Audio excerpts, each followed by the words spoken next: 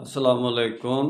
انا صلاتی و نسکی و محیایا و ماتی للہ رب العالمین کہہ دینے سے، یعنی کہ میری نماز، میرے تمام مراسم عبودیت، میرا جینا اور میرا مرنا اللہ رب العالمین کے لیے، اور پیٹ پر ہاتھ پھیر کر اس کو ایمان کا حصہ سمجھنا اور بری ذمہ ہو جانا، یہ اسلام نہیں ہے، بلکہ یہی نظام صلاۃ کو اور تمام مناسک دین کو قائم کرنا اور ان کو ایک یعنی کہ جماعت کی شکل میں اختیار کرنا، اور اس کے بعد تمام پوری کی پوری زندگی اور جینا اور مرنا اللہ کے لیے، یعنی کا مطلب یہ ہے کہ وہ آپ کی ساری ساری دوڑ دھوپ اللہ کے لیے ہو، تب جا کے یہ یعنی کہ یہ عمل کا تقاضا ہے، یہ ایمان کا تقاضے والی آیات نہیں ہے۔ میرا کام اسلامک ورلڈ کی امن اور یونائٹی کا ہے۔